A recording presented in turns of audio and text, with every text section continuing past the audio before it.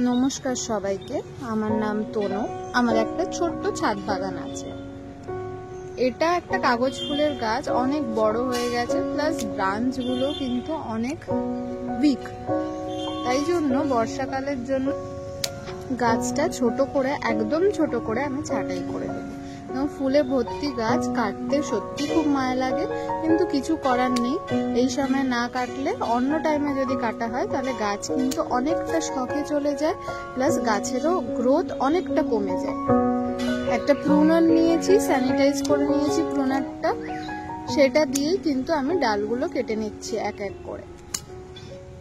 এতে যেটা হবে সেটা গাছটা হেলদি তো হবেই, এর পরের বারে যখন ফুল আসবে তখন গাছটা আরো সুন্দরভাবে ভরে যাবে, প্লাস আমি শেপও দিতে পারবো। কাগজ ফুলে যাতে সুন্দরভাবে ফুল হয় তার জন্য কিন্তু প্রুনিংটা মাস্ট। প্রুনিং না করলে ফুলটা অত সুন্দরভাবে আসে না। আর খাওয়ার বলতে জৈব সার মাঝে মধ্যে দিতে পারেন, সাথে সিউইডে কিন্তু খুব ভালো রেজাল্ট হয়। আপনারা সিউইডও ইউজ করতে পারেন, এপসাম সল্টও খুব ভালো। শুধু খেয়াল রাখবেন যাতে গোড়ায় যেন জল একদম জমে না থাকে। কাগজ ফুল কিন্তু একটু শুকনো শুকনো মাটি বেশি পছন্দ করে। যাদের কাগজ ফুলে একদম ফুল আসছে না, একবার প্রুনিং করে দিন।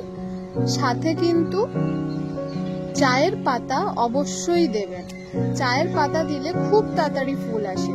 এটা আমি চেষ্টা করে দেখেছি, কারণ আমার একটা গাছ আছে, সেটা ফুল মোটামুটি 3-4 মাস আসছিলই না। চায়ের পাতা আর কলার যে খোসা হয় দুটো মিশিয়ে আমি দিয়েছিলাম, তো মোটামুটি 15 ডেজের মধ্যে ফুল চলে এসেছিল। নতুন বাগান তৈরি করবেন তারা মাথায় রাখবেন কাগজ ফুল কিন্তু আপনারা দিয়ে শুরু করতে পারেন, কারণ কাগজ ফুলকে ইজিলি মারা যায় না। একটাই জিনিস যেটা কাগজ ফুলকে মারতে পারে সেটা হলো মাটি। মাটি যদি ভালো হয় কাগজ ফুল খুব ভালো হবে, ফুলও দিতে থাকবে। আর মাটিতে বালির পরিমাণ বেশি রেখে তারপরেই মাটি তৈরি করে বসাবেন গাছটা, দেখবেন খুব হেলদি থাকবে।